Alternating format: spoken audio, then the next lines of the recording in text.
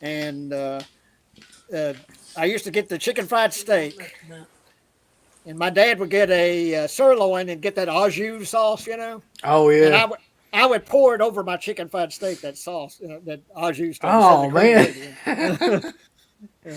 don't know how that would be, Jay. If I'm being I, honest. I just remember as a kid, I really liked it. Yeah. Daddy called it red eye gravy. That was his term for it. So, you know. Yeah, when you So said $14 potato, I thought I was talking about Walmart because just the prices go up and up. I'm like, yeah, I no, this believe is in $14. one of those loaded, maybe pulled pork potato or something like that. Scott. Maybe that's what it is. It's a 1 pound potato. 1 pound potato. Lord, people are crazy. Is that worth $14? I don't know. But welcome, boys. We're all the way live. Talking about fucking potatoes and stuff You're on hearing here. all kinds of gassy shit. But I'm going down through here. I'm I'm actually excited about this though. I haven't seen this movie in 20 years, son, but it was I like haven't one of seen my it in a long favorites. time either. So I'm trying to get my little tripod thing set up here. Bulls. But yeah, this time last year we did Ernest Saves Christmas, which came a year or two before this one. And I think those two movies, well, this Ernest Saves Christmas and Ernest Goes to Jail is some of his most popular ones, I think. Theatrical. Well, I was just telling Uncle Bill that those are my two favorite Ernest films. They're kind of neck and neck, evened up as Ernest Saves Christmas and Ernest Goes to Jail. And Ernest Goes to Jail's got one of my favorite lines from any movie. There's two lines. One is from Raising Arizona. Anyone found bipedal at the count of 5 wears their ass for a hat. And then the other one is, it's a long thing, a real man isn't intimidated by threats against their personal selves, and ironically, neither am I. Something to that effect. Yeah. But Well, anyway, you're very familiar with this movie. And I saw this movie in the theater when it came out, and then a couple of times in between. But yeah, it's been quite a while probably since I first got this Blu-ray here, which I think is out of print. And oh Lord, I got this crappy 3-disc set. This I guy, used to have that. Yeah. Ernest Goes to Camp, and Ernest Scared Stupid, and Ernest Goes to Jail. yeah, so that's the trifecta right there for sure. Yeah, Ernest Goes to Camp, I think, though, for some reason, has always been my favorite one. I don't know why. I saw it first, so that's probably why it's my Maybe favorite. that's what it is. Yeah. Yeah. Well, of course, that was the first one to come out, and I actually saw that one in the theater. My friend Mark, another one that's passed away in 2010, he worked as an usher at a theater in Houston and saw Ernest Goes to Camp there. So, and it was. I think there's 4. He made 4 really good movies, in my opinion. Ernest Goes to Camp, Ernest Goes to Jail, Ernest Saves Christmas, and Ernest Scared Stupid. After that, like, it's kind of steadily.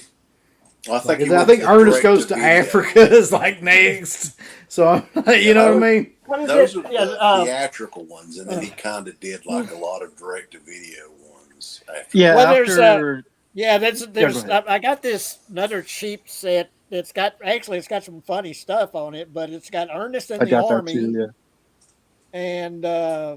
and then of course he had his children's show. Hey, Vern, it's Ernest. I actually I had a little used bookstore in Mahia, and on Saturday mornings I would watch the Ernest show when he had that children's show. You know, and I've got that. That speaking another crappy, whatever. I got that. Oh, yeah. Yeah, The for sure. television show. Yeah. So. We got some people Yeah, in Frank, chat, go ahead. though. Yeah, go ahead. Yeah. Just wanted to give some shout-outs real quick here. Alan Stanley, Bobby Reynolds, Stuntman Mark, Anthony is in the house. MacBoy Color, Scratch Bueno, Predminator. Can't never pronounce that right, but it's okay. I'm from Eastern Kentucky.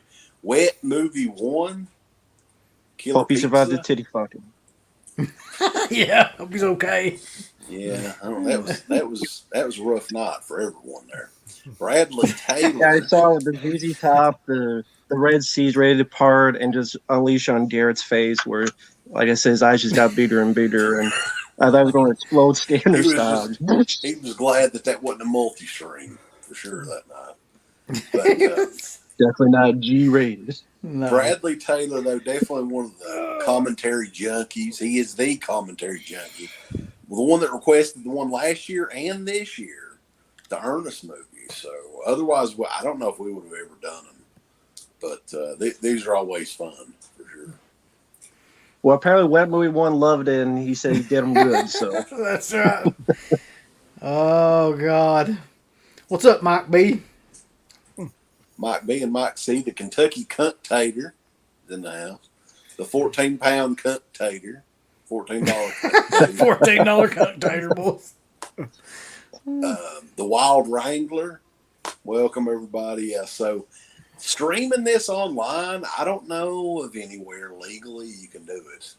I think you have to rent it pretty much everywhere on every streaming service. Yep. It may be on Disney Plus. I'm not really sure. I didn't check Disney Plus, but yeah, as far as Voodoo and Amazon and stuff like that, I think. Well, this is Touchstone, isn't it? And I think that they were owned that time, like, by Disney. Yeah. Yeah. So it should be on Disney Plus, but I'm not sure. Yeah. I'm checking out the old school Mill Creek Entertainment release from I think it was 2011 when this one came out. It's been out a little while, but yeah, this is also the briefest Ernest movie, I think, right? It's 81 minutes long. Yeah. So they'll definitely not wear out the welcome, at least. To me, that's like the perfect length for like a slasher movie too. Definitely no longer than 90 minutes. So not 2.5 hours like some movies nowadays, like some slashers. No. Yeah, that's the only thing. What was it? Terrifier 2. I think that was close. It was like 2 hours and 30 Jay. minutes. And had no Jay reason. is a director. Yeah. What do you feel about a 2.5 hour slasher film? Like, as a director, like, you look at it through those eyes real quick. Well, no, I mean, like just the whole sort of format, the whole, of a slasher film should be, well, to me, the best slashers are kind of fun. They're almost they're almost black comedies. All the Friday the 13th films, all the Nightmare on Elm Street films, I see them as kind of black comedies, with and they should be 90 minutes tops. Once you exceed that, you're sort of going against the whole point of those kind of films to begin with. Is sort of a quick shot of fun, So yeah, it's way too long. I saw that first Terrifier film. I haven't seen the second one. I want to see it, but I heard the second one exceeds 2 hours. Yeah. Which even though they say it's a good film. There's really no reason for it to be that long either at all. Yeah. No. It's not like there's some sort of killer plot or some sort of climax that builds up to anything. No, it's just fucking it's a gore reel basically is what that movie is. And there's nothing really wrong with that, I don't guess. At least it's got that. Most movies don't have much anything anymore. So, but I mean, that first film, like I say, I haven't seen the second one. But that first Terrifier, there's no point to it other than it's just a killer clown, and he's just killing, but the gore was really well done. The actual character, what is it? Art the Clown? Is that his name? Yeah. He's actually very frightening. He's creepy as hell. The guy that plays him, it's well done, but there's no point to it other than just what you see the gruesome kills and So I'm assuming Terrifier 2 kind of gives him a little bit of a background or some kind of something. Not really. Not really. no, it doesn't. Well, okay. They're saving that for Terrifier 3. They'll do the backstory of Art. Yeah. I see he's got this sort of imaginary, sidekick that he has. You never really know what the hell that thing is or that girl is though, or why she's there or anything like that. She just shows up. Yeah. So Bradley Taylor here to change things up. Is Bob Barker still alive? I have no idea. Is he? Lord. Yeah, he has he had a big old fight with Drew Cherry recently. Happy fucking About the Price is birthday. Right. Said he was 99 years old. I swear to God, I thought Bob Barker died a few years ago. He's still around. I did too. Happy birthday, buddy. I'll tell you who else is still alive, and I had no idea, and this blows my mind. You know the guy that plays Bobby in these films? Yeah. The little guy with the mouth. He was born in like the 30s, and he's still alive. So I don't know. Yeah, I Bill think somebody Burr. did a video on him not too long ago, like an interview or something. He's like in an assisted living facility and still doing pretty good overall, I think. Yeah. Yeah. But yeah, he had kind of like Ernest or Jim Varney had like the same group of guys that he would use. I guess John Cherry's the same way. I mean, there's repertory group or whatever you call it. So that was also kind of added to the charm of these Ernest movies too, because it was a lot of the same people. Yeah. For people that don't know, he's from Lexington, Kentucky. And like he did a lot of early kind of commercial work and stuff like that around like Lexington, Kentucky, and he did like theater and shit in and around like he did it in Hazard. I was looking some of his stuff up in like Lexington and like all kinds of different places. So he's familiar with Eastern Kentucky for sure. So we haven't started yet. If anybody was curious, I've got the Blu-ray ready. I guess we can do a countdown and go ahead and get started if you guys are ready. Yeah, we're ready. All right, so we're doing a countdown. There's not really a menu screen on this Mill Creek. I want to press play. So in 3, 2, 1. I better turn the volume down. Yeah. Get strike. Touchstone. Yeah. Don't want to get in trouble with YouTube. I forgot it was Touchstone. Did you ever find out what was it? Was it the trailer last time you guys did a stream? What trailer it was that? Dude, it was the weirdest shit ever. Like I just don't get YouTube at all. But what it was is it was the children trailer from 2008, an old freaking movie that wasn't even like a big, No. But like they shut the stream down, but we turned the trailers off and the stream came back, right? So the archived version is intact. Everything is fucking on there. Yeah. Now, what sense does that make at all? That sounds right for you two. Yeah. Well, let me ask any of you guys if you might know while this plays. This is kind of a James Bond sort of. Yeah, that's what I was saying. You know, the opening. Did John Cherry actually create Ernest? Did he do it with Jim Varney? You know, he's actually the creator. He from what I was reading, he just created that character based on somebody that he grew up around, and I guess later on met Jim Varney, and like that's how it kind of came about. But he already had created it. Yeah, as a TV pitch man doing every type of commercial, including for Mellow Yellow. He's actually on that set you have that Jay showed, has all these commercials called Greatest Hits. Yeah. And I remember the Mellow Yellow commercials, but we had a more of a local restaurant called Brahms, which was kind of an ice cream shop and had hamburgers and such. And they still have Brahms in Corsicana, Texas, but he would do Brahms commercials. Advertising their ice cream and it's really funny stuff. Yeah. But that's how I got introduced to Jim Varney and Ernest was his commercials that he did. Long before he did any movies. Well, there for a while, like it was regional commercials, and then he did, I guess, like you said, the Mellow Yellow stuff was kind of nationwide. And like I don't know any one particular thing that caused the Ernest character to blow up to get, the movies and stuff like that. I don't know the story of how it got. It was the Vern stuff. I mean, I don't know exactly when that came into it or anything, but that's the first thing that I remember like really taking off was like the Hey Vern stuff that he would do.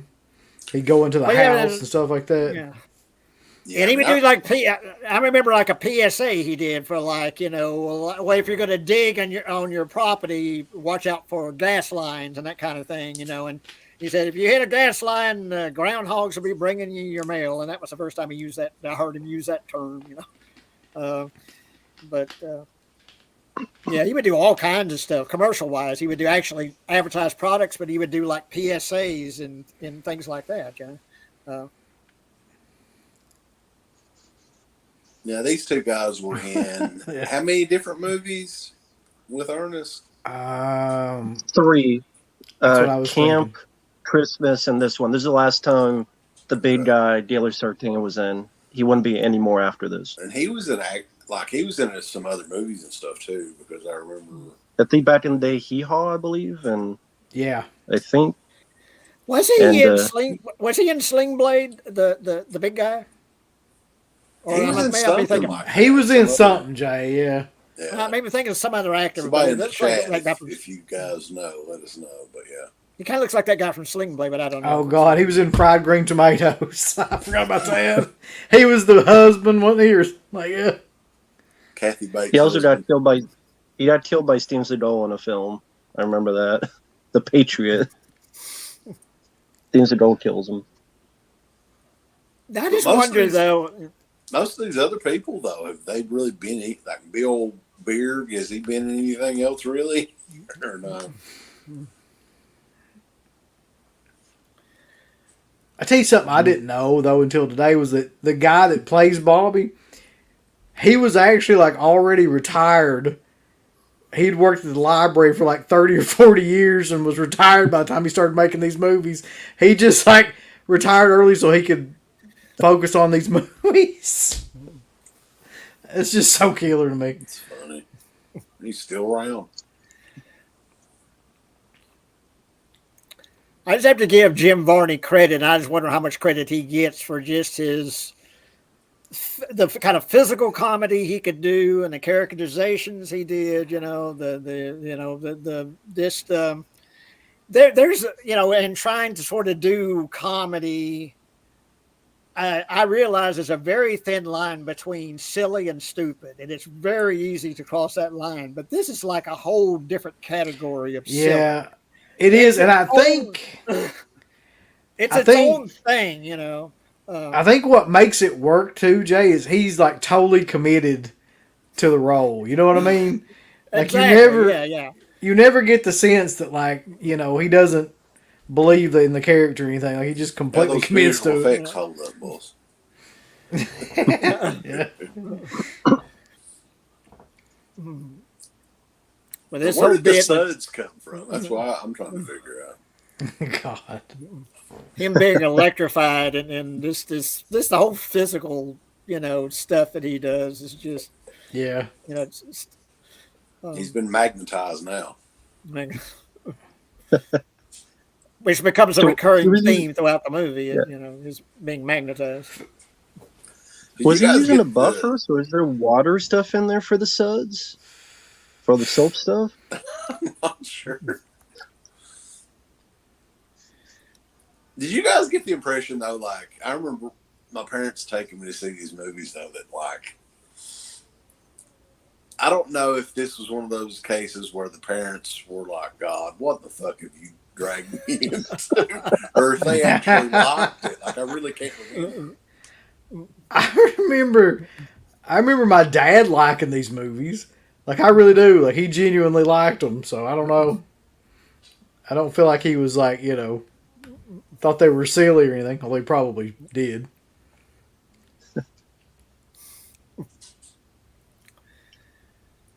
Well, I think as a kid, I enjoyed this in the same way I enjoyed like the Three Stooges because I grew up with those as well. It's that same vein of silly but harmless. And some of the Jerry Lewis movies, you know, Nutty Professor, that kind of stuff, and the Jerry Lewis stuff, you know, his, you know, earlier films. And to me, this was the best part about this movie, though, aside from all the rest of them, was him playing like two parts. that you'll get ready to see here in a minute, I think. Yeah, doesn't the Yeah. the bad guy, the Tex Cobbles. now Randall Tex Cobb, he's in one of my all-time favorite films, Raising Arizona. Yep. The guy on the bike, that guy, and so it was nice to see him in this one. I remember when the first time I saw it, well, there's Randall Tex Cobb. Yeah, but I think he's Jim actually one of Varney my probably favorites. enjoyed this too, because this is really the first time he got to play another character that wasn't Ernest. Yeah, wasn't silly as hell. Yeah. And what was you going to say, sir? No, don't say Randall Tescobb. I remember him also. He's in a personal favorite of mine called Uncommon Valor with Gene Hackman. Oh, yeah. And he has one of my favorite lines is like, I get energy from the air. I talk to polar bears. I traverse the paramecia. Man, I fuck nuclear waste. Wow. He's just fucking deranged from Vietnam. He wears a grenade around his neck. He's like, if I ever feel like it, I just pull the pin and see what happens next. He was great in a lot of stuff. He was in Golden Child. He was good in that. It's like he didn't have any dialogue, but he was still good in it.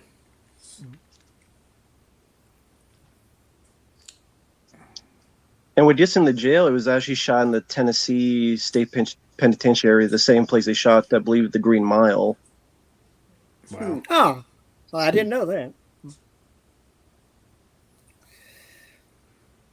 It is some of the characters that he did, like on his TV show and in other places. Like you see briefly him doing the old lady with the neck brace. Oh, yeah.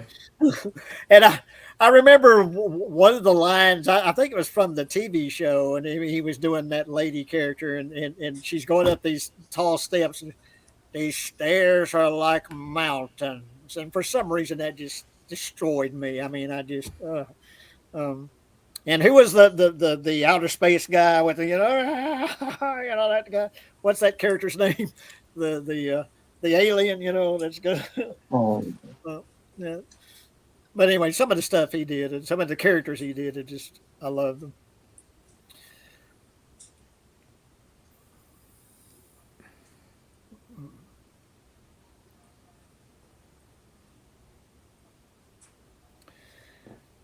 And that's the two films that I watch this time of year.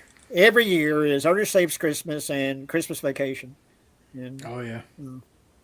I'm probably going to watch that. Like I say, I need more. I need an uplift, so I'll probably watch Christmas Vacation. I saw they did a Christmas Vacation reunion over I got that Blu-ray weekend at a convention, I think in like Pittsburgh or something. Did you guys see anything about that? That reunion cost them a fucking fortune. I saw something where they were taking pictures. Like I saw people posting like they had pictures, photo ops. Chevy Chase, Beverly D'Angelo, and Christy Brinkley were all taking like photo ops. I couldn't imagine how much that shit would be. But yeah, that was at some show in Pittsburgh, I think. How much was it? I don't know how much it was. I just saw photos of who all was there, and I was like, I've never fucking seen Christy Brinkley do a damn convention before. I don't know if Chevy Chase really doing that many either. I don't remember him doing any. No. Teen Slayer mentioned Dr. Otto was that space guy. Oh, there you go. Dr. Otto. Yeah. And that bit in Saved Christmas is, like I say, I have moments when I think are just the funniest moments in any movie, and that's poison snakes, poison snakes. Snakes are poison. They'll coil up on you.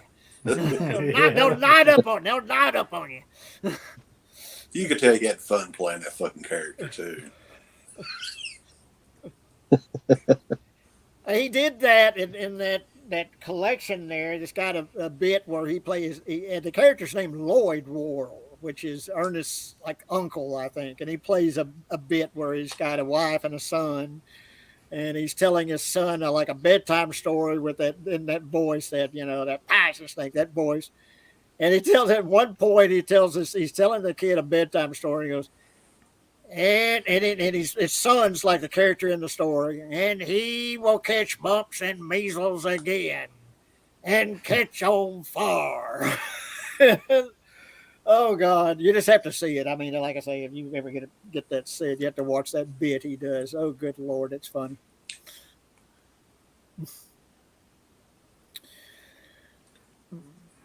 I was like, I think this was 1990, so I would have been like 10 years old. Yeah. Watching this in the theater.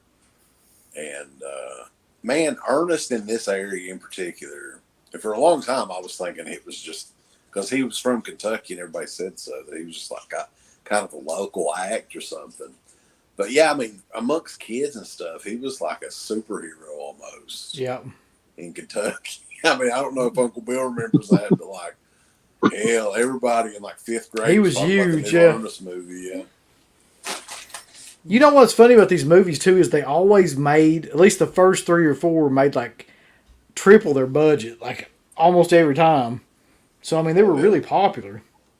Well, this one was like in third place when it opened, but I think it was the same. The Teenage Mutant Ninja Turtles movie was out. There were a couple of really big movies that were out, and this was still in third place, which is pretty huge, really. Yeah. If you think about the type of movie it is, you know. This made about 25 million. This bit in the washing machine is, I love this. It's, and of course, it's got the same outfit, you know.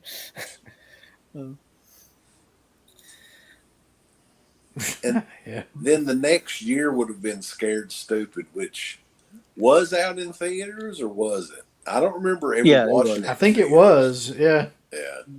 But after that, like, they were all pretty much like direct-to-video movies, the ones he did after that. Yeah, there's some of them that I've still never seen.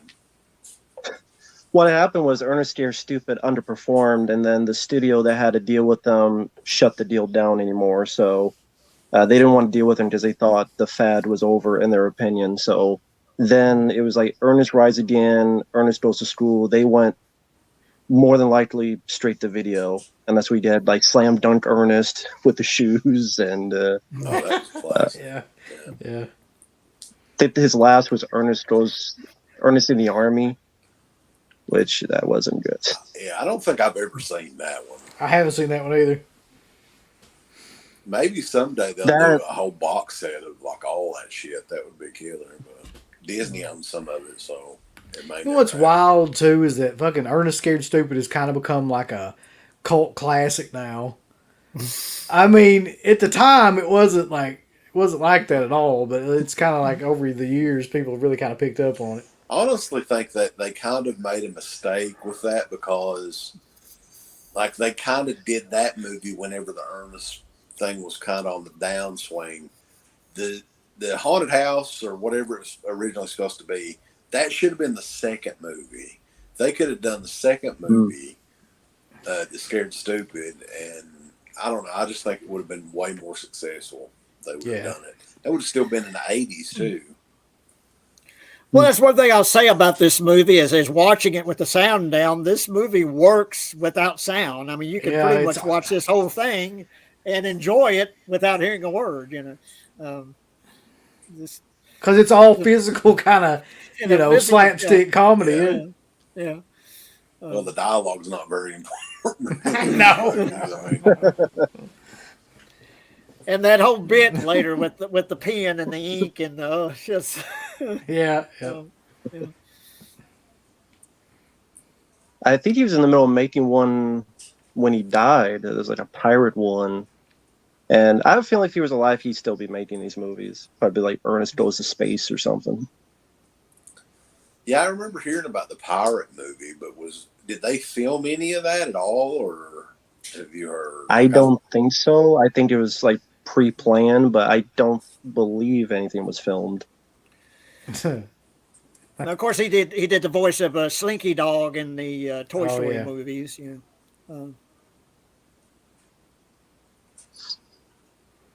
You know what blows my mind though is he was only like 50 years old when he died. I mean, at this age that I'm at, like, that is crazy to think about. I mean, he was super young. Can't be that heavy of a smoker, though. Sadly, that was what happened. No. Yeah, he was like a chain smoker, I think, didn't they say? Yeah. Yeah. He smoked more than Dan Haggerty, I heard. Ain't nobody smokes more than Dan Haggerty.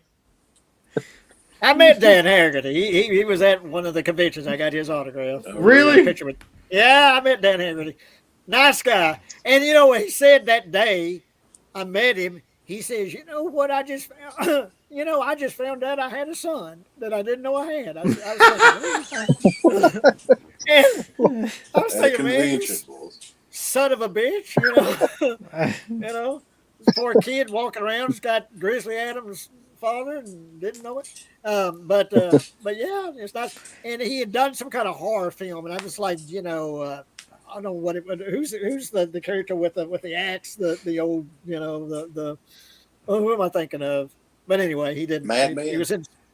No, it's the classic Bacon. character.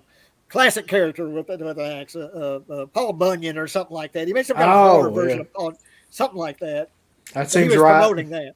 He was promoting whatever that horror movie he had made. That's a hell of a thing to just bring up at a convention. I just found out I got a kid, nobody knows And he about. did it, and it just came out of nowhere. He just said, "You know what? I just found out. I just found out I had a son. I didn't know." And it just came out. And it wasn't prompted by anything. It just came out. It'd be of so nowhere. killer if he was carrying around a box of Winston's too at the convention. Yeah. That'd be so great. Bradley was mentioning the Beverly Hillbillies movie though. Oh yeah, that was years after this. Oh yeah. I forgot that. Yeah, I've got a copy of that somewhere. I didn't get find I that. always liked that movie for some reason. Yeah. Erica Leniak was one of the big reasons I think I liked it. Yeah, I think so. But he does a good job in it, really. I think I'd heard a story that he had to audition for that role, that it wasn't offered to him or anything. Yeah, because he got typecast because of this. This definitely reminds you of like Pee-wee's Big Adventure. Kind It of does, yeah. I think that's what they're going for, yeah. Well, when the TV show was on, it was at the same time as the Pee Wee show, the TV show, and you can see that he was kind of aping that sort of style, on the TV show, to kind of capture that audience.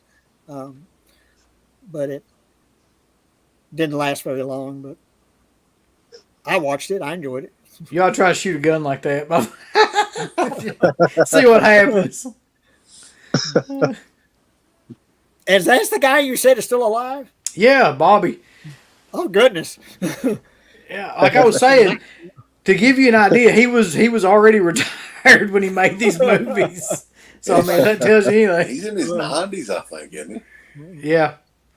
I mean, he was born in, I think it was 30, let me see, in the early 30s.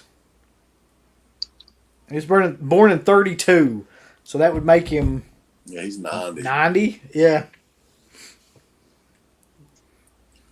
What You know was who he I in? saw, and it's a show I don't watch, but I keep, on a local channel, and I just keep it on for background.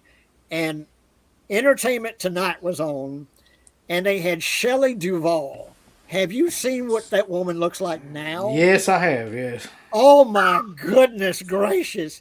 And she's got this huge gap in her teeth. I don't know if she's missing a tooth or what. She's missing and a tooth, I think. Yeah. And you would have no idea that was Shelley Duvall, and unless you were told that's her. What's funny is that's Scott Goldberg's movie that she's doing now. I don't know if you guys remember. Oh, Scott that's Goldberg from right, back in yeah. the day on the show.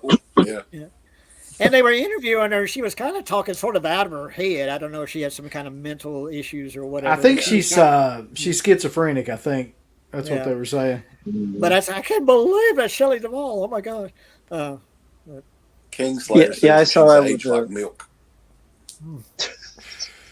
Yeah, I saw on the Dr. Phil, that asshole. Yeah. Bullshit, that guy. Dr. bullshit. Phil's an asshole. He's a fucking nipple-headed asshole. Fuck Dr. Phil. No, I don't watch him. He really is. Is He's he a piece of still shit. on? Yeah, every now and then he'll have some sort of special like that, like fucking bring out somebody that Now here's the He's bit a with the pen. jagoff that likes to talk like, "Hey guys, let's go here without problems." Shut the fuck up, Dr. Phil. Fucking asshole. The bit with the ink here. That's Yeah. It just keeps going and going. Yeah. But also, they could do comedy like this without resulting in, burp, fart, raunchy jokes. And that was kind of impressive to me because, to me, I'm just not a fan of those type of jokes, like what they would do nowadays. But here, it's like, it's clean fun, it's harmless fun, it's still funny. And I think that does take some nice effort to it.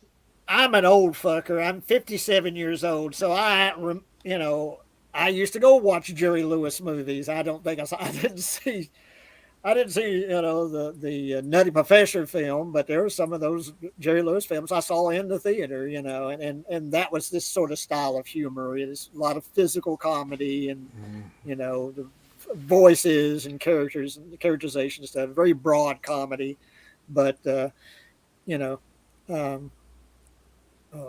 but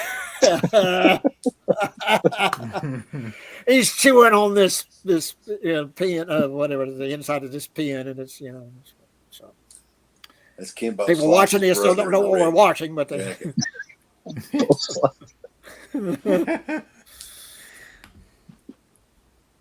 What kind of haircut is that? It's like not a mohawk, but I don't know what the hell you call it. Crew it's like cut. The Biggie from the New Days hairdo or whatever.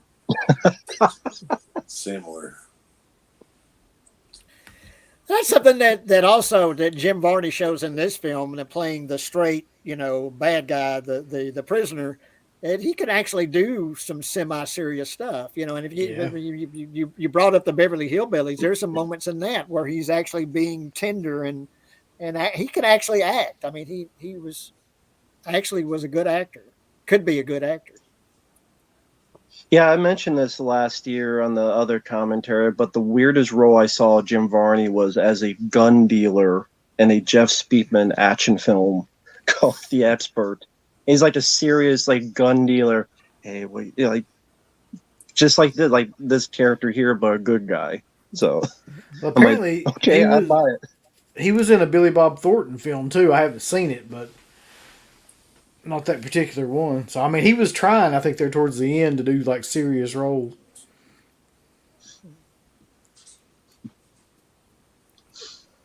Do you think when actors do roles like this and become famous, but then they get typecast, do you think there's a certain amount of regret, like part of wishes they didn't do in the first place, even though they got famous for it?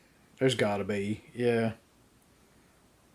I mean, you take, but at the same time, you got to think. I mean, they're famous for something. I mean, come on, he could have never been discovered if it wasn't for the Ernest. But you take somebody like fucking Urkel though, and it's I mean. That dude was famous for probably 3 or 4 years, and then for the rest of his life, he's never gonna get another role because everybody just looks at him as Urkel. Well, he can do conventions though and make. Yeah, I mean he can do that. Yeah. Do the Urkel photo op. You bring up being typecasting like that, and for some reason I've been here recently watching Gene Stapleton, who played Edith Bunker, on All in the Family. Yeah. And talk about being typecast, but she actually made some really good movies and good roles after playing Edith, and she actually could, did some stuff that was actually really good. She was really a good actress. See how well planned out this was. Yeah. It's easy as cake. That's how you do it.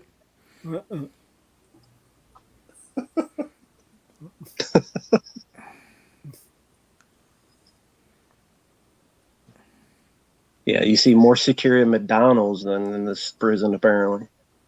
I like their outfits too. They're fucking purple. What security guards you have? What is that one guard's got that real, those shoulders that are, there's the sharp, yeah. The shoulders. Like shoulder pads? Shoulder pad, yeah. Well, even the prisoner uniforms, they're also green. It's just interesting choice. Yeah, different shades of green. That dude right there looks like Raw Julia on the Street Fighter movie.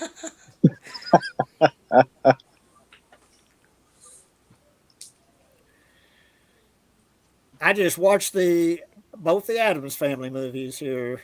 A couple of, I think last month I watched both of them back to back. Speaking of Raw Julia. Why the fuck is it so pink? That's a good question. It's like a filter or something. Yeah. This reminds me of watching Eating Alive. Toby Hooper's Eating Alive had the same tint. Yeah. It's like a midnight movie type deal. I'm glad you said that because I thought maybe I just had a crappy copy of it and it was just me. No. You're colorblind. No. It's just like Rocky Horror Picture Show now.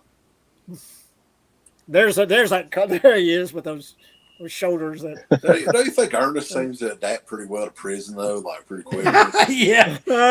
He's already fine. He's just sitting here eating already. He's like.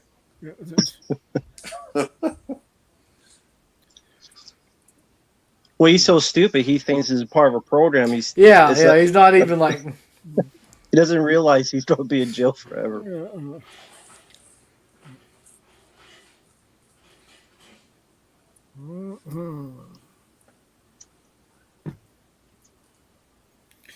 That was a weird question. Have any of you been to jail? I never have. No, I have not. My sister and her first husband. My sister and her first husband were busted for pot possession, and they spent a night in jail. And so I got to actually go to a jail and visit them. I used to drug and test I in was, jail. I've done that before. 10 years old, 19 years in old. the jail. Well, actually, like it's a Floyd County Detention Center. I used to have to do drug tests with some inmates, like years and years and years ago. And so, yeah, I mean, technically I've been in jail, I guess. I've seen what it's like and shit. And it's not like the movie really at all. Did they say why you had to do it there? Well, they're in why jail, you have to do so if the judge ordered a drug test or something like that, they have to do it. Gotcha.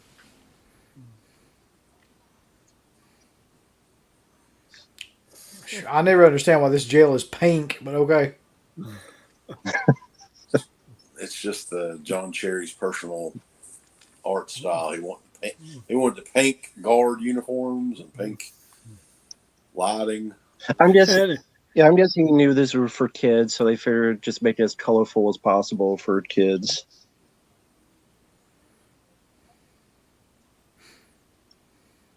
I look like that guy's suit. It's like orange or something, or red or something. Yeah, that's true. He could be one of MC Hammer's backup dancers. That's what it looks like. It does. The way that suit is made is exactly like MC Hammer's that video. That guy was famous for like 5 minutes and then lost all his money. Yep. And I'm like, how? You lose all your money, man. And he tried to go like hard, like he was a gangster or something. He was just hammered after that. He did do the Addams Family song, though. You remember that, Jay? Well, yeah, I was going to bring that up. Like I say, I just heard him see Hammer. And then, what was it? The Teenage Mutant Ninja Turtle, the theme. Was it the first movie or what movie did that? That was he was in the first movie. That was Vanilla Ice. Was in the? Well, he did was it in the first movie? He had a song in the first movie. It wasn't the main theme, but it was one of the songs. Yeah, Hammer did. I don't remember that. Yeah. Please, Hammer, don't hurt him. God, that guy. You know, another one too. It's funny. It's like you remember when it was little Bow Wow, and now he's grown up, so he's just fucking Bow Wow now. Yeah. Well, it wasn't little. It was little Bow Wow. Yeah. The star of Lock Mike. Y'all remember Too Legit to Quit when he put that out? Talking about MC Hammer. Yeah. He had the little thing. Oh, it was like Too Legit to Quit. Yeah. And you know, I like that song. I actually like that song. So. Yeah, that's back in the day of like Kid and Play and all Yeah. the house parties. We should do one of those movies sometime. That'd be awesome. Class Act or Class Act was like House I Party. like that one a lot. Yeah, they should Have do any of another you one of those guys. have any They of you are. guys seen? That series is a new house party, Oh, really? With and the I same think Kid and guys? Play is cameo in it. There ain't no way. I think there's a cameo from Kid and Play because there's a trailer. It comes out 2023. There's a new house party reboot. I think Kid and Play is in it. That'd be awesome. Have It's a any of you trailer guys on YouTube. Yeah, go ahead. seen the Del Toro's Pinocchio yet? No. Mm-mm. I would recommend it. I actually think, and I just was going to watch it just as a passing thing, to something to kill time. I think it just might be a modern classic. I really think I thought it was real good. And I wasn't expecting. I was expecting that this maybe sort of like it, and I wound up thinking, man, this is really good. I mean, It's on Netflix, you said, right? it's on Netflix, yeah. But I'd give it a try. Personally, I just thought, man, that's much better than I was expecting.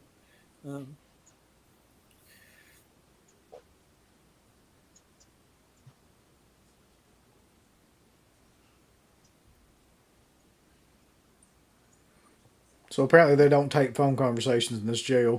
No. I was going to say that. And Jim Varney looks like he's in a void. He's in a black hole. He does. Like, what is going on? I think as a kid, when I saw Randall Tescott at first, I thought he was the guy from Bloodsport, but then I realized they're two different. They look a lot alike, yeah. What were they going for with that haircut, though, in this? Like, I can't figure that out at all. I'm not sure. It's like a palm tree haircut.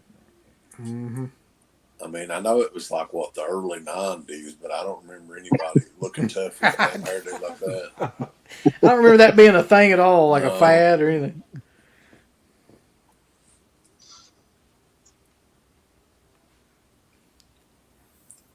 Yeah, that was also the era that people like cut words in the back of their hair, and so they have like a single word like cut in the back of the hair and stuff. It's crazy though. Like, I don't know if you guys have noticed how much shit from the 80s has come back in style. Like, even those windbreakers and shit are starting to come back. Oh, God, no. Yeah. I saw a kid with a fucking rat tail in Walmart today. Like, damn. I know mullets started coming back. Like, seriously, like, people, like, giving their kids mullets and stuff now all over the place. And I'm just like, what in God's name, man? Like, yeah, parachute pants. They're making new Reebok pumps, you know. Have they brought the bell bottoms back yet? Yeah, those come back a few years ago already, I think. Why do you think that's the case? Because it's like everything 80s is just, they want to have a sequel to the 80s. They want to have an 80s part 2. Is it because I kind of blame Stranger Things for that, you know, when that became popular. And of course, that had that whole 80s vibe, you know, and the theme sounds like John Carpenter. John Carpenter should have sued them for that. I also think there's selective memory on some of these people and like what the 80s actually were, because and then after Stranger Things, baby Things, blues and the purples and shit like that. No, more like the wood paneling shit and like olive green carpet. That's what I remember from the 80s. It's a lot of green carpet, yeah. Yeah. Green carpet with like gold mixed into it for some reason. That's weird. Inside the jail is like a creep show coloring. Like when Ernest looking, it's like blue and pink and George Romero's Ernest P Worrell. John Cherry's a big fan of Romero.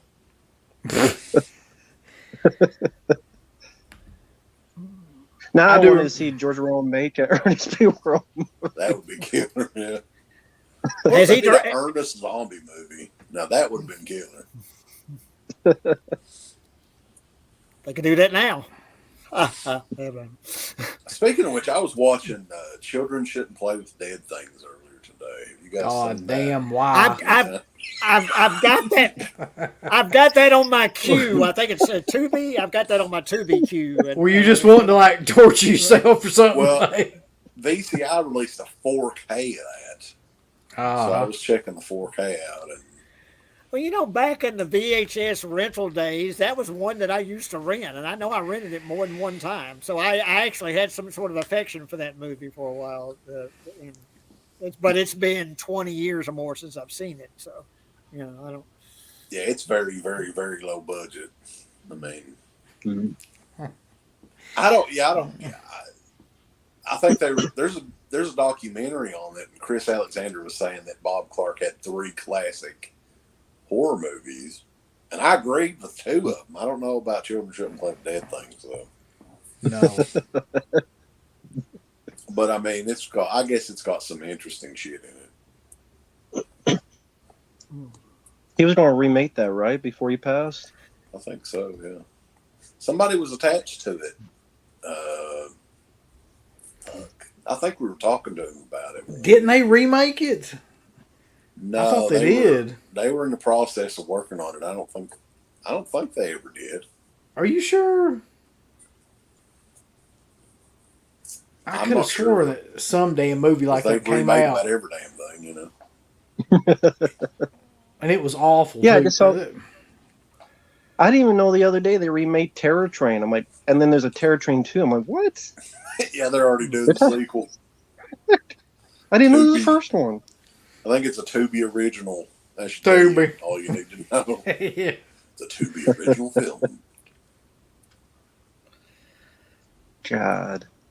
What is this? There's what is it? It's a new movie. I don't know if it's streaming or not. Called Christmas, Bloody Christmas. Is that what it's called? Yeah, it's on Shudder right now. No, I don't have Shudder. That's one thing I don't have, a Shudder. So. I don't know though.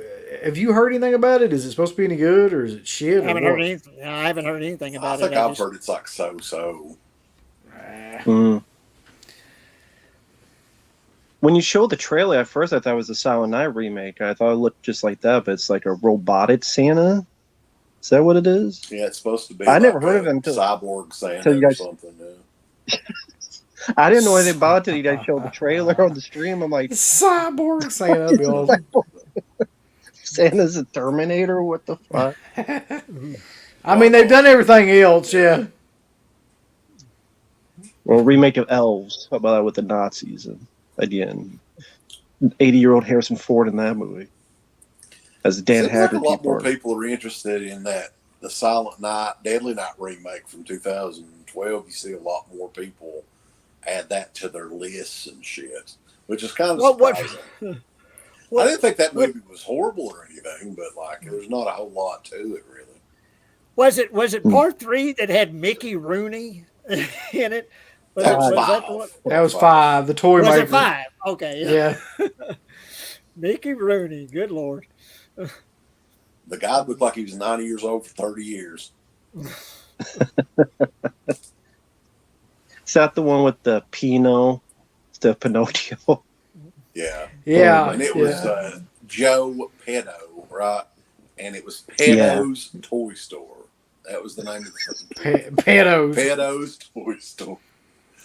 So that alone makes it my favorite of those 3. Just for that reason. That movie. I was just gonna say that movie is just like so insane that it's a classic, really. I think a lot of people though they're gonna buy that the Vestron set and be very fucking disappointed in those movies. They're gonna be thinking, "Oh fuck, it's gonna be some Killer Sand shit." No, it ain't. No, 3 and 4 are almost both unwatchable. 5 is just watchable because it's so like insane. So there's nothing really. I mean, it's not a good movie or anything, but it's just like it's Troll 2 level bad. Did John Cherry direct anything else but Ernest films? Not really. Don't think so.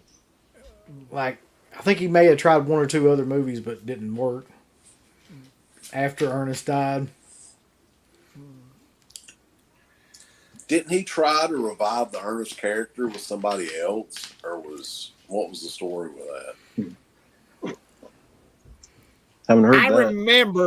remember they actually had a commercial or a few commercials that they had where it was somebody else playing Ernest after Yeah, John Cherry may not have anything to do with that. I'm not sure, but yeah, there was this and it fucking was guy just that was awful. Yeah, it was just awful. Yeah, it was terrible. Yeah. Oh.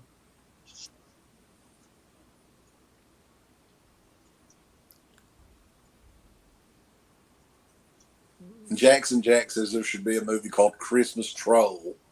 And says that, Jay, you've got to direct it. It's a spiritual sequel to Troll, but it's called Christmas Troll.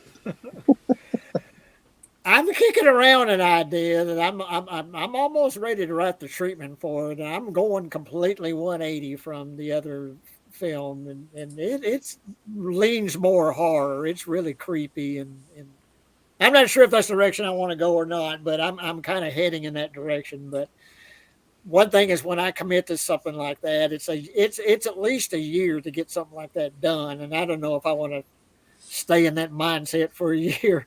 But I like the idea so far, but we'll see.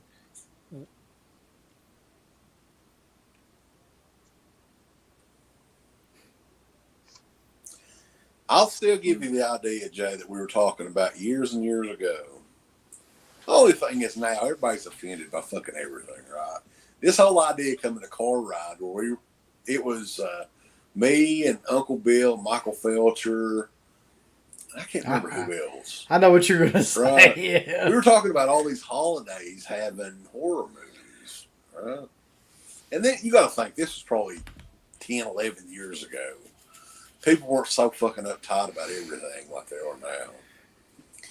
But I was like, it could be a zombie movie. You could call it Martin Luther King Day. Right? And then Sleepy was like, yeah, the tagline would be, his dream is your nightmare. I was like, damn it. We've got to fucking do that, right? Yeah, I don't think you get that made today. I don't think we can fund that. No, well, speaking of Michael Felcher, and I actually just thought it was funny. I wasn't offended by it. It didn't really, because when my film has been, picking up some awards. It's up to 25 now. It's played in 41 festivals, and so I have a list of people I tag. You, Wes, of course. When it wins, gets into a festival, or wins an award, and Michael Felcher was on the list simply because he's associated with you guys, and I had him as a friend on Facebook, so to speak. So I tagged him, and he actually sent me a message going, congratulations on winning your awards, and really, but could you stop tagging me? And I said, yeah, sure. I'm sorry. I said, yeah, this is the last time. And he wrote me back again. He said, well, really fantastic job you're doing. I'm real proud of you. I'm real happy for you and all that. But, you don't want to hear about my pissant little bullshit. So, Felcher, he can be a grumpy fella anyway. You hit him the wrong time of day. Yeah. He likes. Yeah, you might have interrupted a nap or something. He got a thing on his phone. So I don't tag Michael Felcher anymore when I win an award. So okay.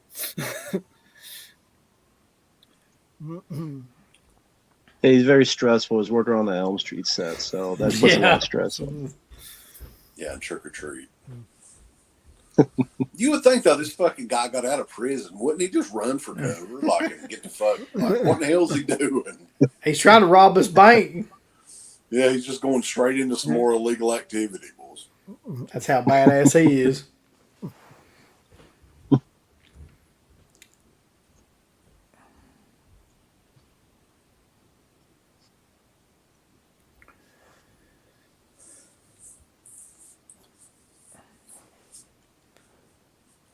Yeah, Bradley said this was the second most successful sequel in the series after Ernest Saves Christmas.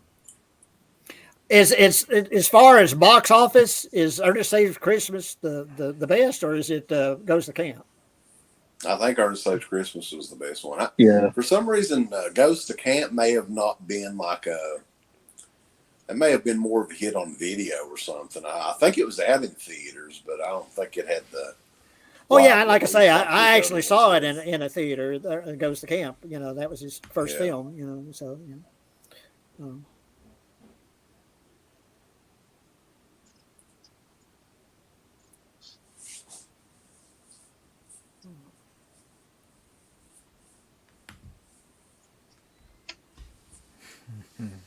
Predminator, I actually did see that. Did you guys check it out in theaters? I remember seeing it at the Strand back in the day. Now, what's that again?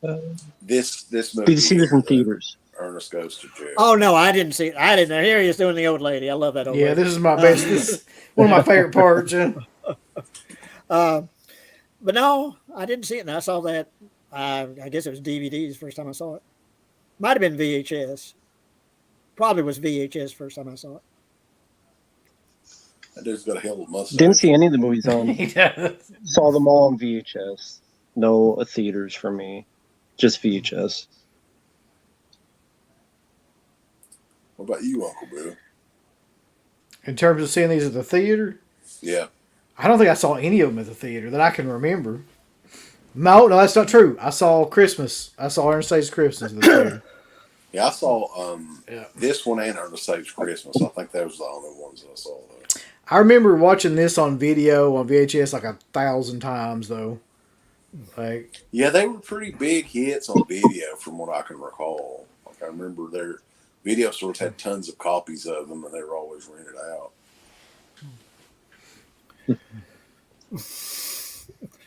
Like I say, once again, it's a movie you can watch without sound and get 99% of it.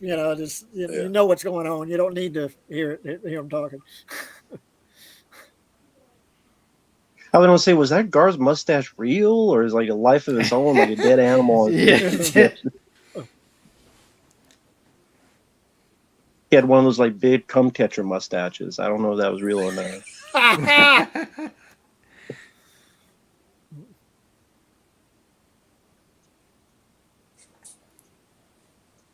I know they're doing a documentary on Jim Varney, and it got funded. I don't know what the deal is with it. It's called The Importance of Ernest.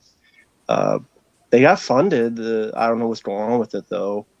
Yeah. But I was wondering if they ever, I wonder why, this guy stopped doing them after this movie. Like, this Gaylor Sartain. Because he was in the 3 previous, I guess. He got tired of it, or just money-wise, or something. He had to go make fried green tomatoes.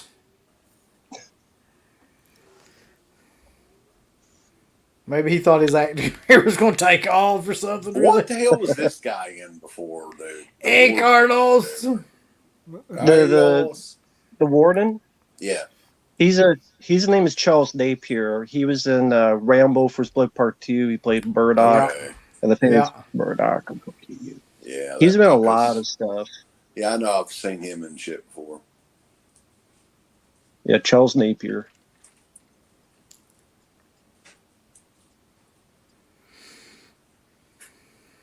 That's why earlier when Ernest was doing the impressions, he did one with Sylvester Stallone. It's like Murdoch is a reference to the Charles Napier's character in Rambo 2.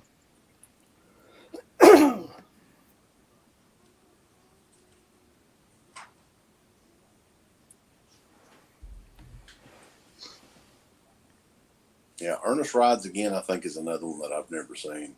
I haven't seen that either, but that was probably the last one, wasn't it? Or one of the last ones. No, that was one of the first after Steered Stupid. That might have been right after Steered Stupid, but that was pretty early. Because I know after that was Goes to School, Slam Dunk Ernest, and then I want to say Goes to Africa, and then In the Army was the last one. Oh, you're right. Because Rides Again was probably the last one that had any kind of theatrical run, wasn't it? I think they wanted to put it in theaters, but because again, Scared Stupid didn't do well, they just dumped it on VHS. Was Ernest in the Army was the last Ernest movie? I think so. And you could tell because Goes After and in the Army, those two look like they cost $3.72. Yeah. Like it's. I don't remember if Ernest was in blackface and Ernest Goes After. I can't remember. Can't do that now. You can't do that, Rambo. That fucking wouldn't be allowed nowadays. Yeah. I was trying to figure out what I recognized that guy from, that Charles Napier guy from. It wasn't Rambo, even though I know he was the cop that gets his fucking face eaten in Silence of the Lambs in the scene like where yeah, he's in the cage and everything. Hemel Lecter breaks out. Yeah. Right. I'll look him up and see what else he's been in. He's been in all kinds of stuff, but that's the movie I remember him from the most.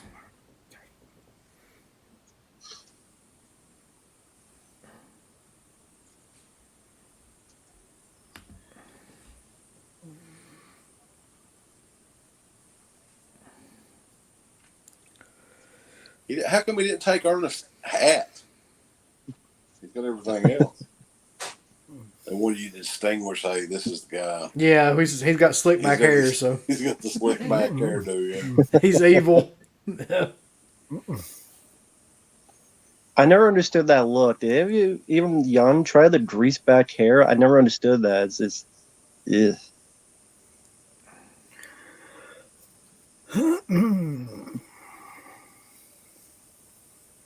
Put a damn motor oil in your hair. Yeah, that dude was in 204 different roles. Jesus.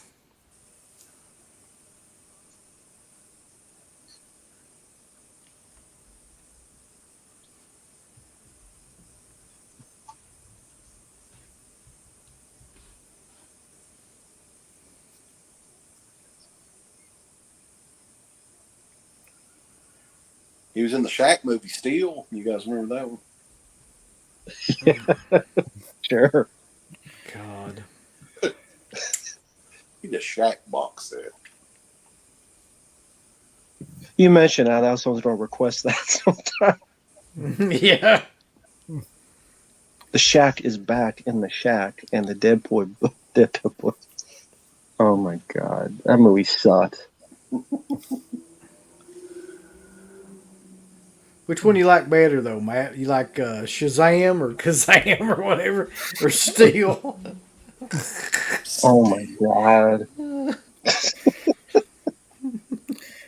It's one that I'm watching now, but I'm having to sort of chip away at it, and that's the Cronenberg's Crimes of the Future. I think Hulu's got it. Yeah, I heard too many good things about that. I just don't really know much of what's going on watching it. I mean, I might have to just restart it and just see if I can sort of catch up because I'm kind of lost. It's like, what the hell's happening?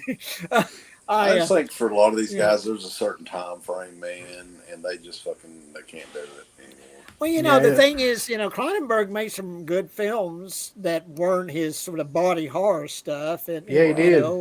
With that History of Violence. History of Violence is really Eastern good. Promises, yeah. But see, now he's trying to come back to horror, though. That's the problem.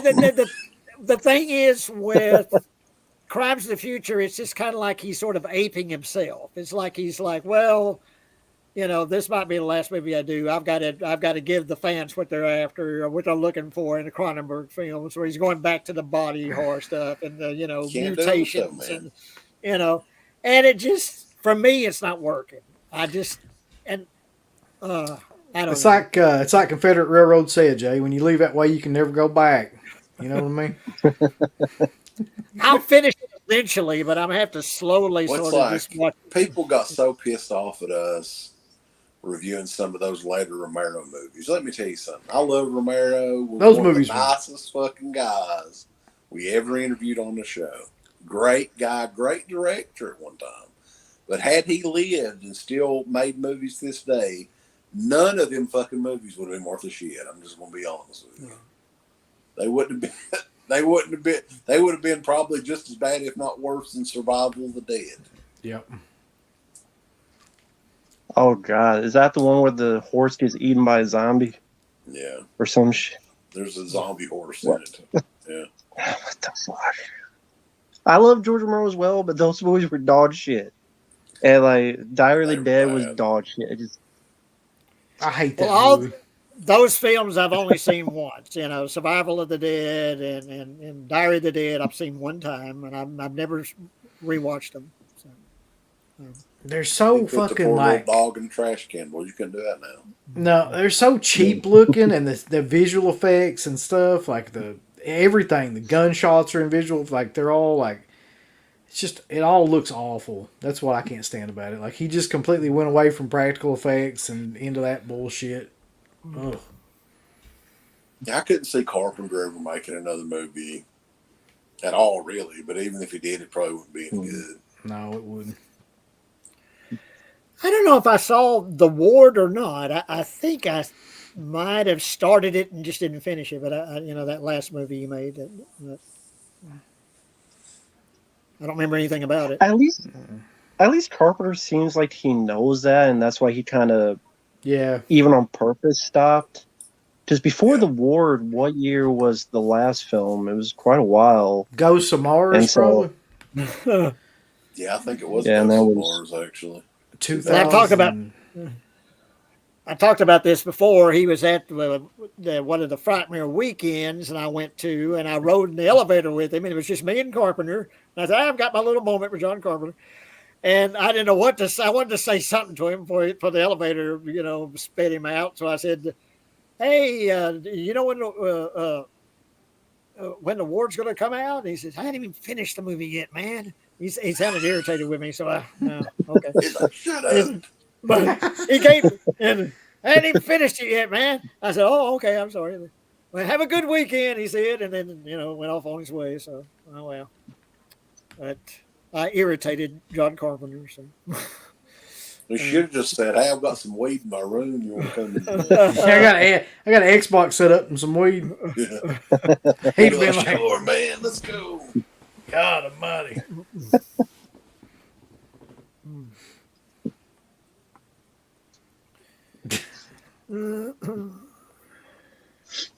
I can't get. We'll never find out exactly what it was, but I'm almost thinking it had to be John Carpenter that gave. Do you remember when Felcher went off on somebody online? Yeah, And he I know never it was would- him. Yeah, he never would confirm who it was, but I'm almost positive it was some interview What- he tried to do with John Carpenter. Yeah. How did he go off on him? I mean, in what way did he go Yeah, off well, on what him? happened? Just talking. This has probably been 5 or 6 years ago, at least. What was the project he was working on? I can't even remember now. I can't remember either, man. I just remember him like getting so pissed off. That's one of the only times I've ever seen him genuinely like angry like that at somebody that he interviewed.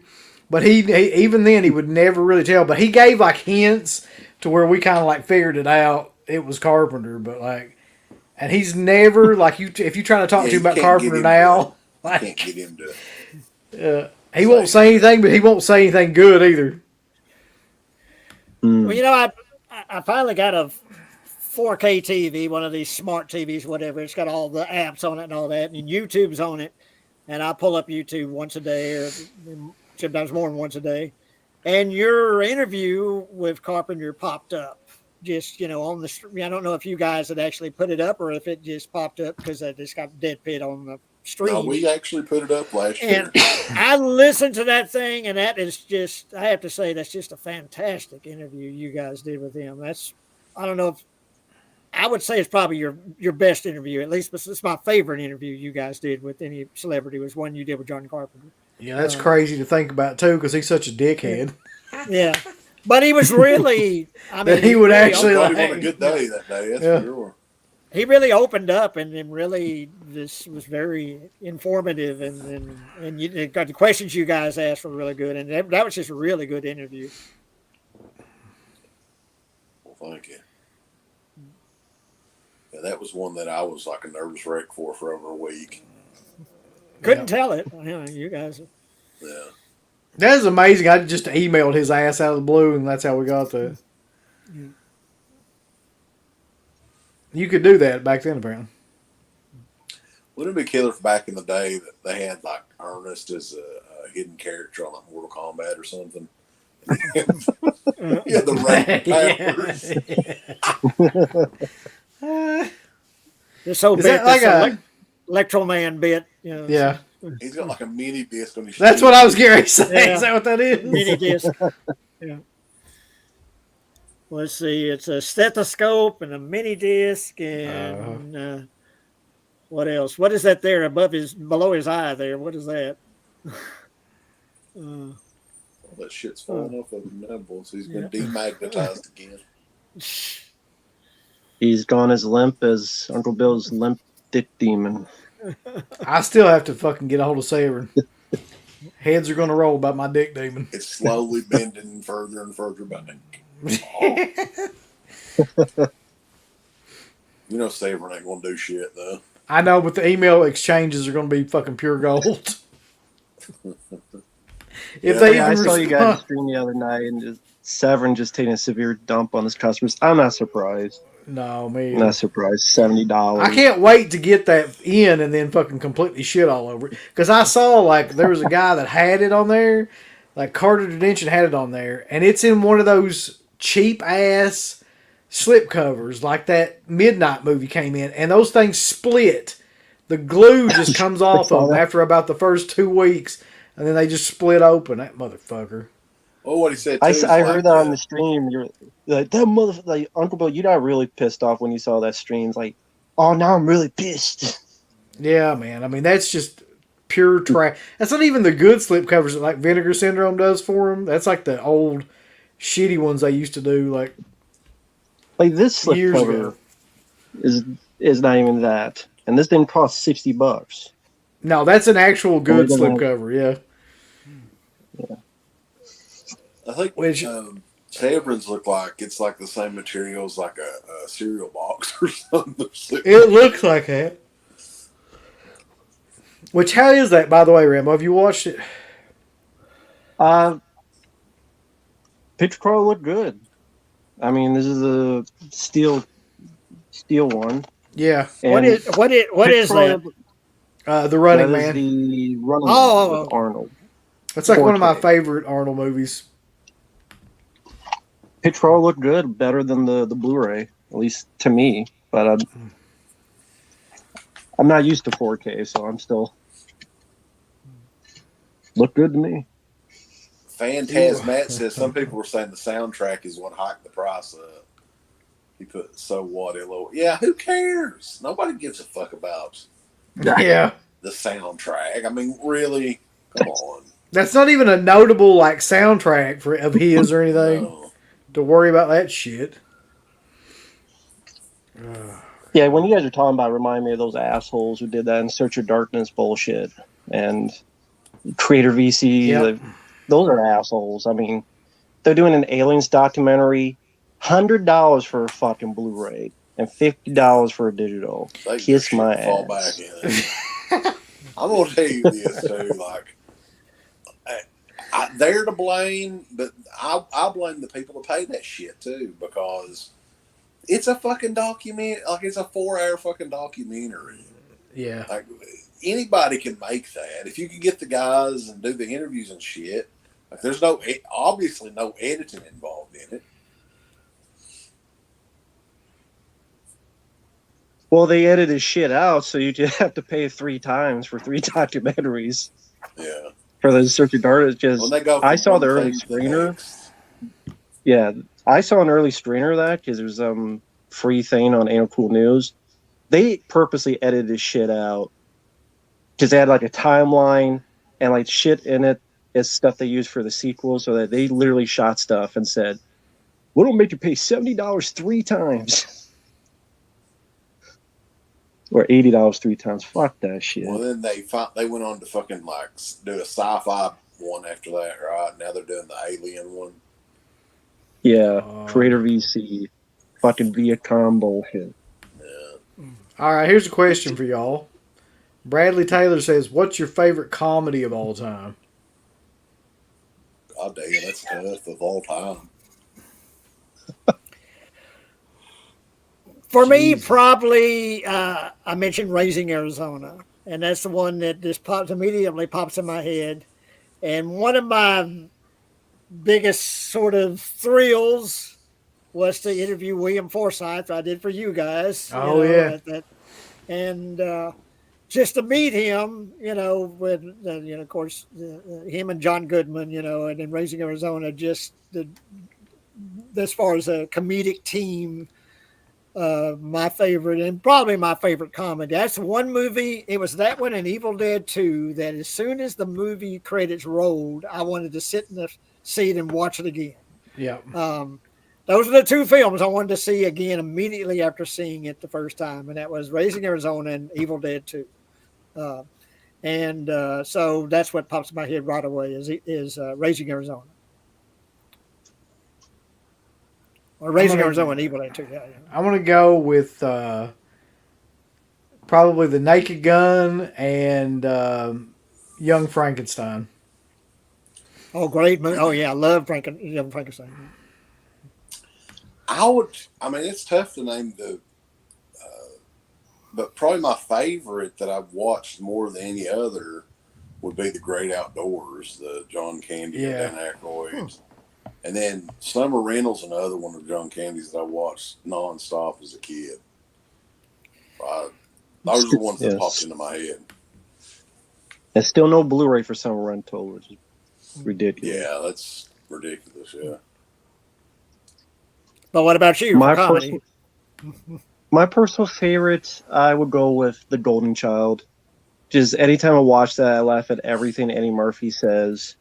Like he gets on a boat and someone stole his money, and the lady tells him to paddle. He's like, "Yeah, I'm gonna paddle. Go paddle his ass when I find him. Yeah, I'm gonna roll your ass until it bleeds."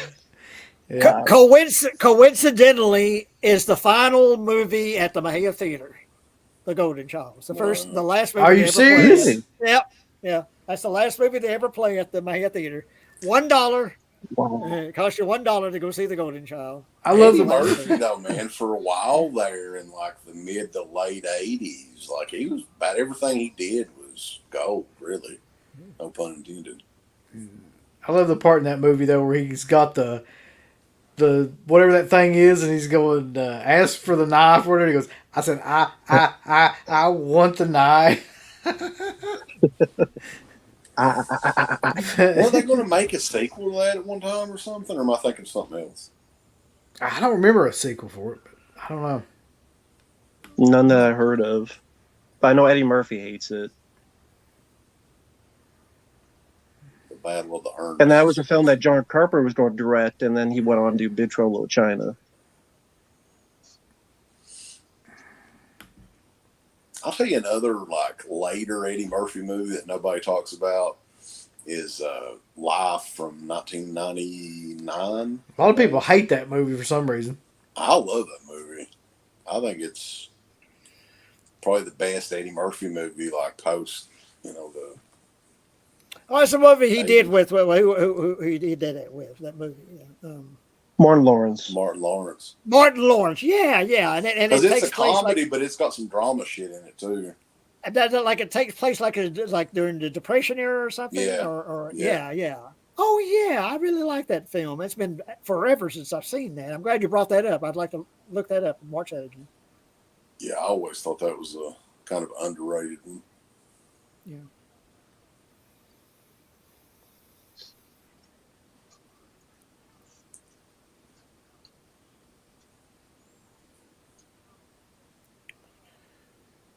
I mean, this is off tangent, but it's funny. I was going through back some emails. I guess in 2009, I emailed to myself I made like a list, I guess, that summer of your show. And so like each episode, like my favorite parts. And I was able to find it the other day from like 2009. Oh, wow. So it's like episode 3. This is where they say, titties. I say titties. Yeah. This is the first time they did Sticky Fingers, the song, and just or screenings in LA suck. Wow. The Sticky Fingers, right? But it's just crazy, like how many movies you guys had to watch per week. You're watching Blind Beast versus Killer Dwarves and Drano or Drainoid or Drainiac, whatever the hell it's called. Yeah, Drainiac. I remember that. I don't know how you guys kept up with like 7, 8, like these independent films. Were people sending them in to free? Or yeah. I think the Asylum was one that was sending like more than any. So that's how come we got shit like Blind Beast versus Killer Dwarf and shit like that. They were like it was just baffling me how many fucking movies that company made. I still think the one that traumatized me was fucking Tartan. I'll never get over having to watch all that shit. That Asian extreme horseshit. Every possible like variation of an Asian ghost film you could ever think about.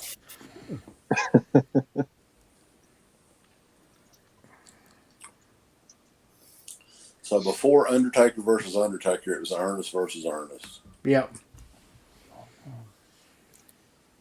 It's what's the dog? Rim shot. Yep.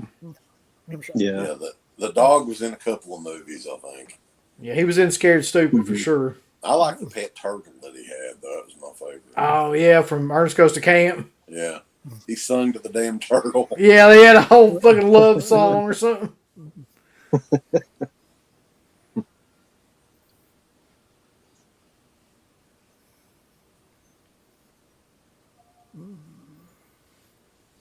And yes, folks, it was called Rim Shot. I know someone thought the dog was called Rim Job. No, Rim Job.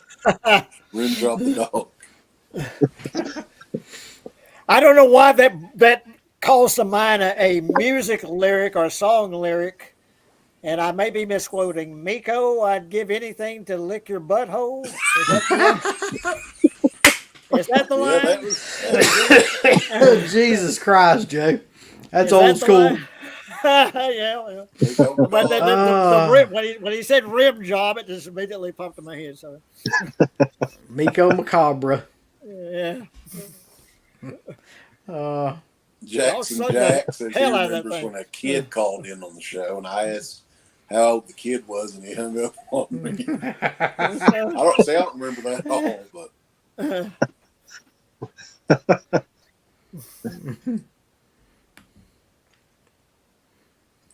Was there a guy that called in from Scotland? Yeah, we could never understand what he was saying. Yeah. Wasn't it Mr. Blonde or something like that? Was his name? Something like that, yeah. Yeah, because each time you call in afterwards, like, what'd he say? I don't know what he says. For some reason, too, it sounded like he had a cold, too. Like, I don't know if you guys remember that.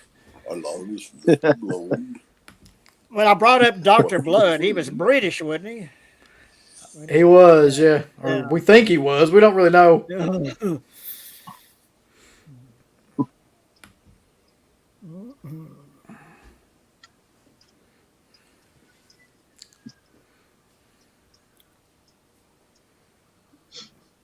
Oh, Lord. I think we talked about this before in a previous stream, but about how like comedy nowadays is so dead. Because I remember we were talking about like what was the last comedy new one that you enjoyed and liked, and it was like hard to think about because there are comedies made, but not a lot that. You can't really is it because that far with comedy you can't anymore. Yeah. You can't do anything. You can't say anything anymore without being afraid of. I mean, I may look at something like Blazing Saddles, which is just a hilarious film and a classic, and it's still considered a classic. And of course, the N-word is flying rampant in that film, and people still consider Blazing Saddles a classic. Though, I mean, you still hear people hyping that movie now. But you couldn't make Blazing Saddles now. They don't even attempt to make comedies now. You notice that? Like they don't even fucking like in the theater anyway. There's not. I couldn't even tell you the last one. Well, a lot of the comedies now, like only people that like fucking Larry the Cable Guy or Kevin James or something like that would think they were funny. Have you tried to watch a sitcom now that are certain? I mean, my God. No, I'd rather fucking die than try to watch a sitcom now. Oh my God! What are the sitcoms that's out now? I don't even know. Oh, what was it? The Neighborhood, I think it's called, and it's what is it? Cedric the Entertainer, and I tried to watch an episode the other day of that, and I was like, "Oh my God, this is just." This will be a yearly. This will be a yearly thing for us, Jay. We try to figure out like what's the best new comedy every year. I can't name one of them now. No, I don't even watch them though. Really,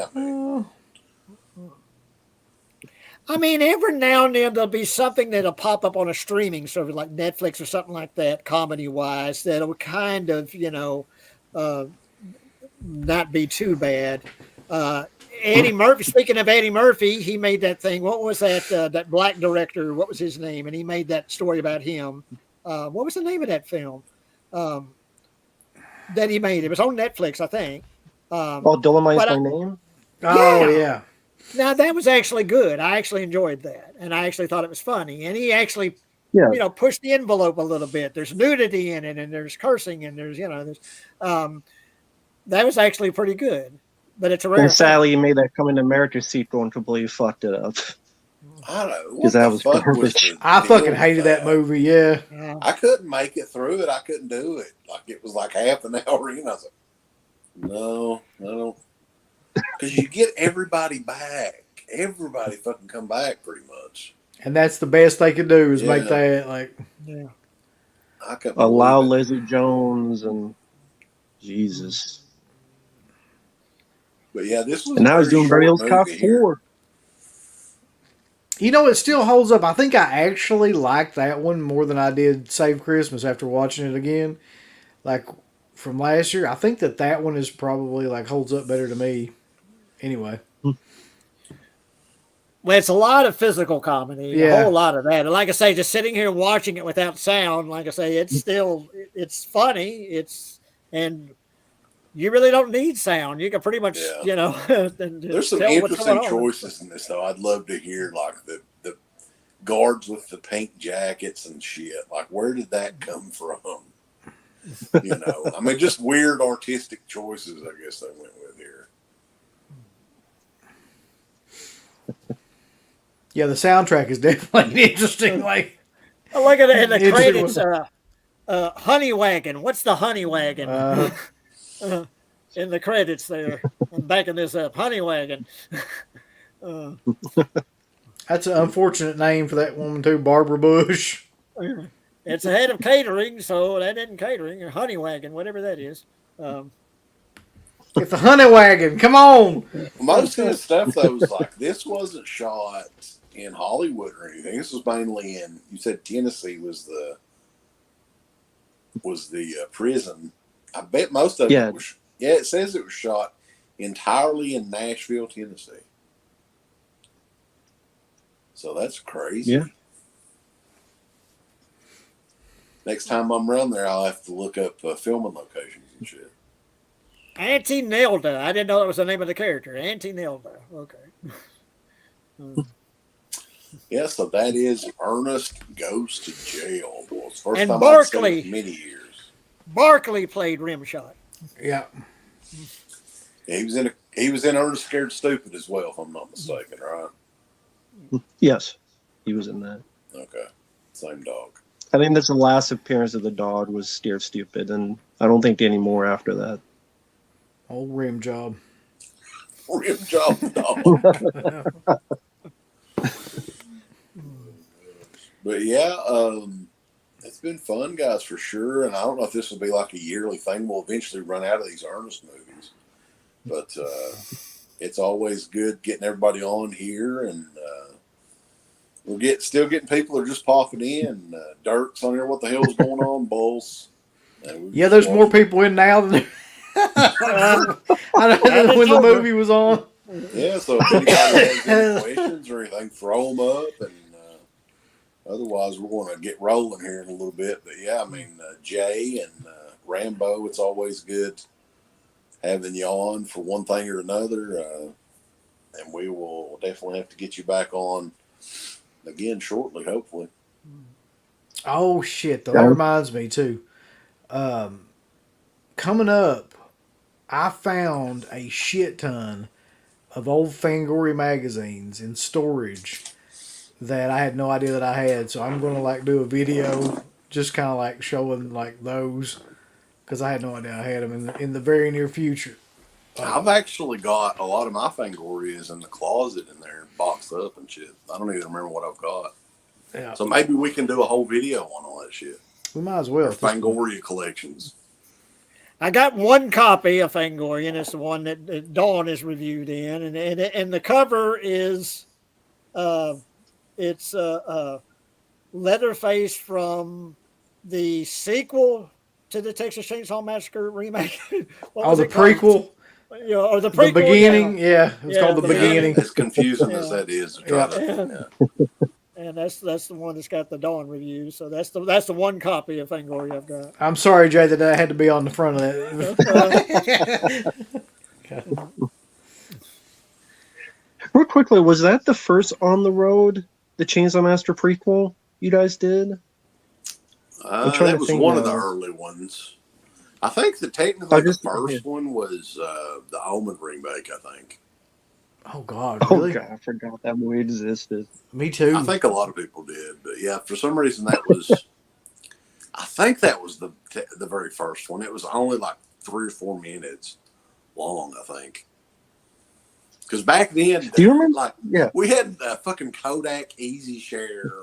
like camera that shot in the shittiest fucking picture quality imaginable. So like 2006, I think. How long had it been? I'm still trying to figure this out. That you had that new camera before it got stolen when we were doing that fucking. Probably less than 3 or 4 months. Honestly. That's what I thought. Yeah, we'd only done like a couple things with it. I don't know. The only thing I remember, I think I saw it one time. The only thing I remember about it is it was that actor from Full Metal Jacket, that old guy, the drill sergeant. What's his name? Arlie Ermy. Yeah. Arlie Ermy. Yeah. I just remember him. I swear to God, though, I don't understand the love for that fucking remake at all. Like, I've just never understood it. I don't think it's terrible. I mean, it's been a long time since I've seen it, but I thought it was okay. They didn't really remake the original. There's different characters, kind of a different, story. I didn't mind it.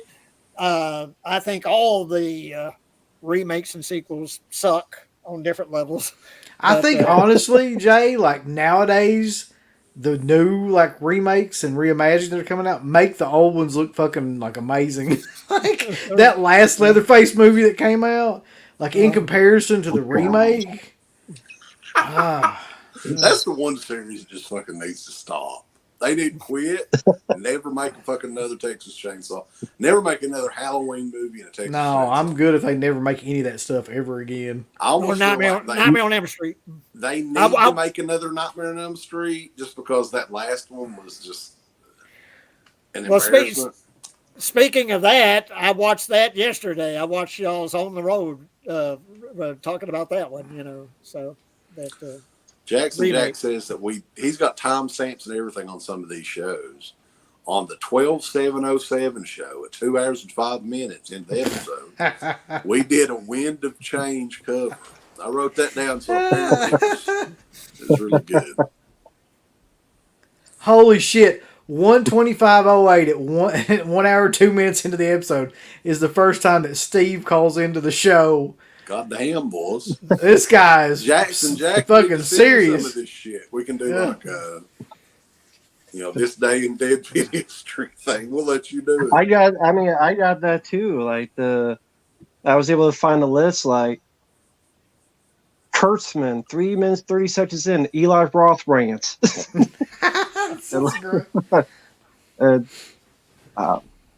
On the February 7th, 2006, Wes was excited because they were making a movie called Chubby Killer. I don't know if that ever came out. And then that was the first time you guys saying Sticky Fingers, the song. Sticky Fingers. That's a classic.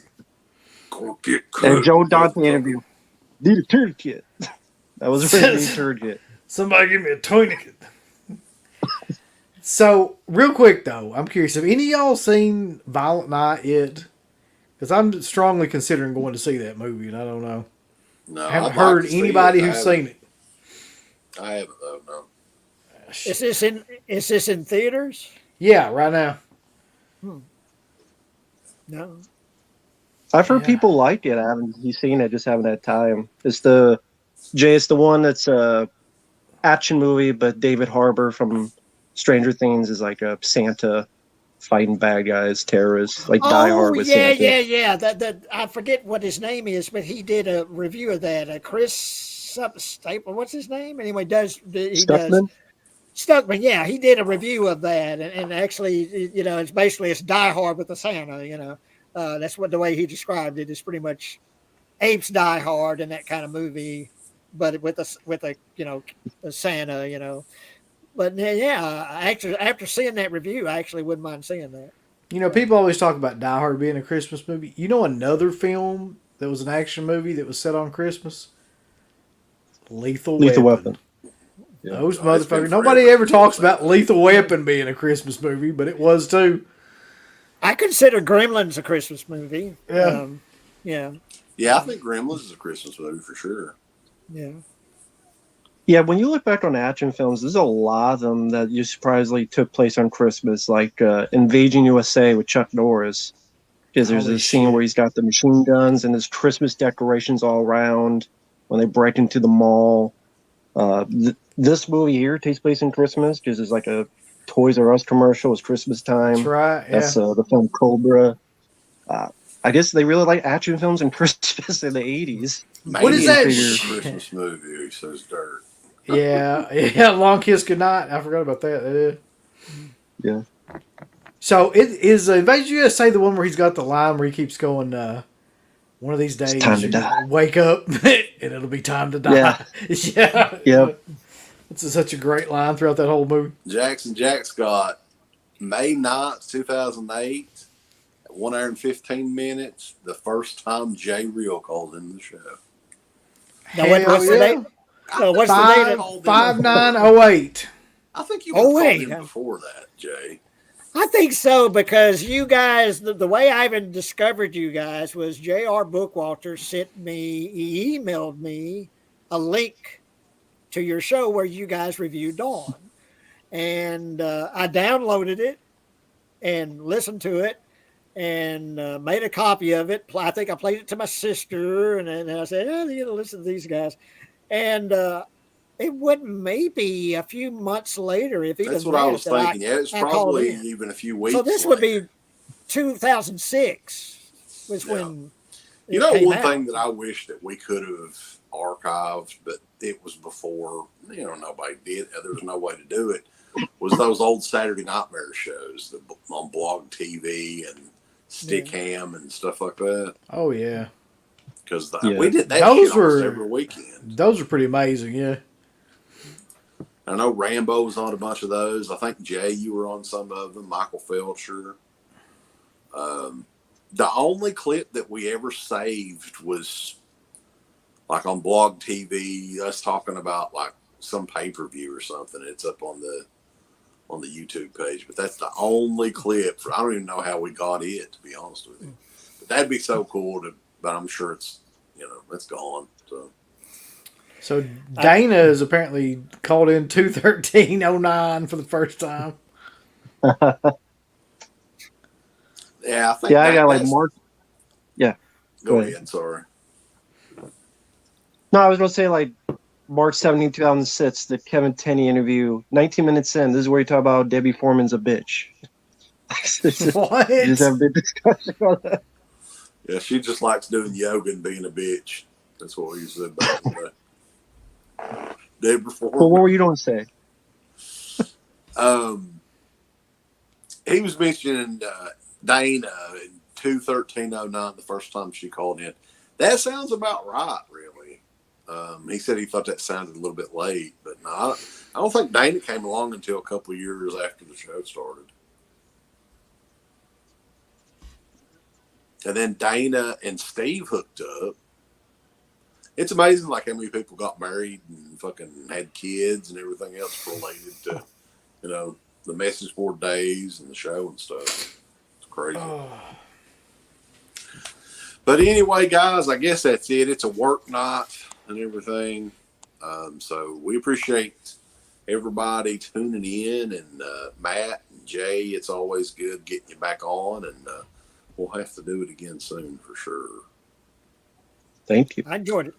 And you guys have a Merry Christmas, Happy New Year, and everything. If we don't have you back on, but anything you guys got planned that you wanted to talk about? I'm sure Rambo, you probably got a dozen reviews in the can getting ready to be uploaded tonight or something. But anything you wanted to mention or not? Like you said, pretty much just doing requests each night, just keeping up, just appreciate people sending in the support and the kind words and everything. And pretty much just doing that each night. And for those out there, thanks for having me on here. It's always a pleasure, always fun. Hope to get you guys on my channel one day. Yeah, because I know it's super busy, especially the holidays. Why the fuck don't we ever do that? We need to do that, yeah. Yeah, for sure. We'll. And anytime. I'm down anytime. And if it doesn't work out, Merry Christmas to everyone out there. Absolutely. Thanks for having me. It's a lot of fun, like always. Cool. Yeah, man. It's great to have you all both on. So I guess the next thing that we're going to do, me and Uncle Bill, is with Garrett. Now, Garrett's kind of put this together. I don't even fucking know if this is legit or not, but we'll find out. There's a fucking guy that has Nubbins from Texas Chainsaw Massacre 2 that we're going to have on, I think, on Wednesday. And this thing is going up for auction this week. And supposedly, me and Uncle Bill's going to get a cut of this. Uncle Bill, if this sells above a certain level, and I'm going to insist this totally. I mean, we're helping him promote this shit. I want 5% of it. This is the actual screen use prop. Yes.